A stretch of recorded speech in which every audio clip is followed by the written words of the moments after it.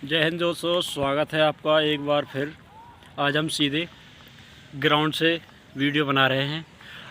आज की एक ख़ास बात है, आज मैं अपने साथी, अपने प्लाटून के ही साथी मोनू को डिस्कशन के लिए लेके आया हूँ। ये भाई आज अपनी जीएस की स्ट्रेटजी बताएगा। देखो, हम दोनों में एक सिमिलरिटी है, हम दोनों ही यूपी पुलिस में लगभग 2-2 साल करके आए हैं, जॉब करके आए हैं, ठीक है ना। इनके पास एक पॉजिटिव, एक प्लस पॉइंट ये है कि इन्होंने पिछला बार भी यूपी जो पिछली भर्ती हुई थी उसमें भी दिया था जो एग्ज़ाम, और फाइनल मेरिट में 1 मार्क से ये रह गए थे और इनका सिलेक्शन यूपी पुलिस में हो गया था, ठीक है। लगभग 2 साल इटावा में, लगभग 2 साल इटावा में सेवा देकर आए हैं। तो अब हम मोनू भाई से उनकी स्ट्रेटजी साझा करने की रिक्वेस्ट करेंगे। हाँ मोनू भाई। हेलो दोस्तों, सभी को सबसे पहले मेरा नमस्ते, गुड मॉर्निंग। तो मैं आपको बताऊंगा जीएस पढ़ने का तरीका, है ना। किस हिसाब से बहुत लोगों में कन्फ्यूज़न होता है कि हमें चीज़ें याद नहीं रहती, पढ़ते हैं जैसे पढ़ते हैं अगले दिन भूल जाते हैं। तो उसके बारे में बताऊंगा कि आपको कैसे चीज़ों को पढ़ना है या याद रखना है। ऐसा नहीं है कि जीके को एक रट्टा मार के पढ़ो, नहीं। आपको जीके को हर टॉपिक को स्टार्टिंग पॉइंट से लेकर चलो और उसको थोड़ा थोड़ा पढ़ो एज ए कहानी की तरह। ये नहीं कि हमने ये पढ़ लिया, दूसरा सब्जेक्ट उठाया फिर उसको पढ़ लिया, ऐसा नहीं। कोई भी एक सब्जेक्ट चूज़ कर लो, उसके बाद में उसे एज ए एक कहानी की तरह पढ़ो, हर क्वेश्चन को दूसरे क्वेश्चन से रिलेटेड करके। और उसे पढ़ने के बाद एक बार रिवाइज करो। जब भी आप कुछ काम कर रहे हो तो माइंड में ये चलता रहना चाहिए कि मैंने आज क्या पढ़ा था, है ना। कुछ भी चीज़ें अगर आपको समझ में नहीं आ रहा, उसे बुक को खोल कर देखो, वो चीज़ें फिर आपको याद रहेंगी। कुछ समझ में नहीं आ रहा, कुछ भी काम कर रहे हो घर में, किसी से भी, अपने छोटे भाई बहन से कुछ भी बोल दो कि यार मैंने ये पढ़ा था आज, है ना, कि इसका आंसर बता क्या होगा, है ना। चीज़ें जो समझ में नहीं आ रही उसको कहीं लिख लो, है ना। अपना एक नोट से बना लो, उसमें जो समझ में नहीं आ रहा, कोई डिफ़िकल्ट वर्ड सा आ गया कि ये याद नहीं हो रहा, तो उसको नोट डाउन कर लो। दिन में 1-2 बार रिवाइज सा कर लो, देख लो, वो वैसे ही याद हो जाएगा। और एग्ज़ाम में जब आएगा, ऐसा होता है कि हमें याद नहीं रहता, तो आप ऑप्शन देखकर भी उसको कर सकते हो। तो कुछ भी, कोई भी आप सब्जेक्ट ले रहे हो, एज ए कहानी की तरह पढ़ो, सब्जेक्ट वाइज।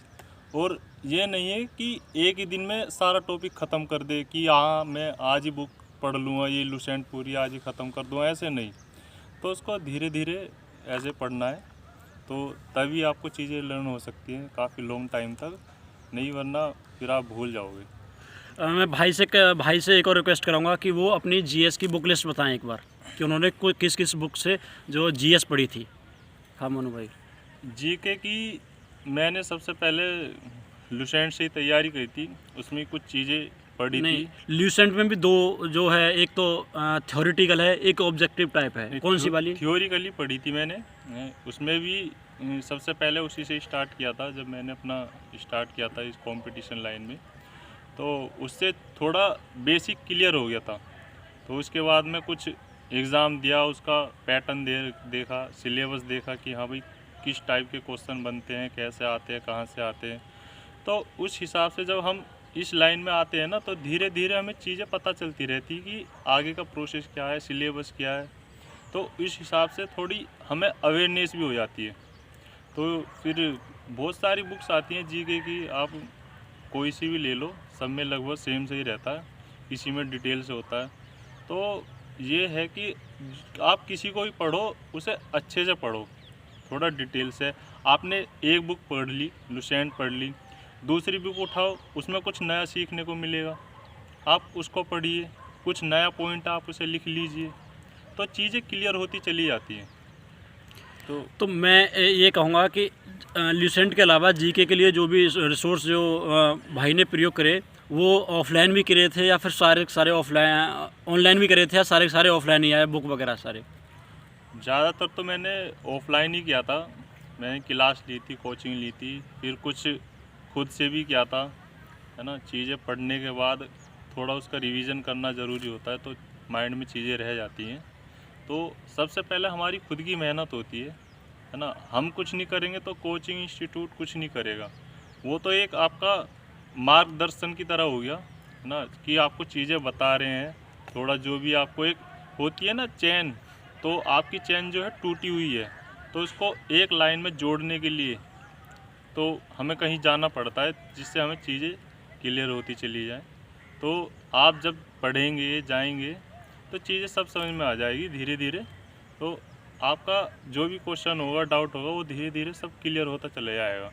सबसे पहले है अपना माइंड को साफ रखना है, एक डिमोटिवेट नहीं होना, है ना। साफ रखो, चीज़ों को लर्न रखो, अपने उस पर फोकस रखो, अपने गोल पर। सबसे मेन ये है बस। तो देखिए भाई बहुत ही अनुभवी रहे होंगे, इसी का कारण है तभी भाई ने यूपी पुलिस में जॉब करते हुए दिल्ली पुलिस का एग्ज़ाम निकाला है। आपको पता है यूपी पुलिस में कितना बिजी शेड्यूल होता है, 12 घंटे की जॉब, और कभी कभी हम 36 घंटे के आंकड़े में भी फंस जाते हैं कि जैसे अगर रात की ड्यूटी करके आए हैं, दिन में कोई वीआईपी ड्यूटी लग गई, फिर दोबारा रात में जाके हमें ड्यूटी करनी है। ठीक है भाई, तो मैंने आज अपने एक साथी के साथ अनुभव शेयर किया। ठीक है, कैसा लगा कमेंट करके बताएं, और कमेंट करके बताएं कि अगली जो आप वीडियो है किस सब्जेक्ट की स्ट्रेटजी के ऊपर चाहोगे। ठीक है, धन्यवाद, जय हिंद।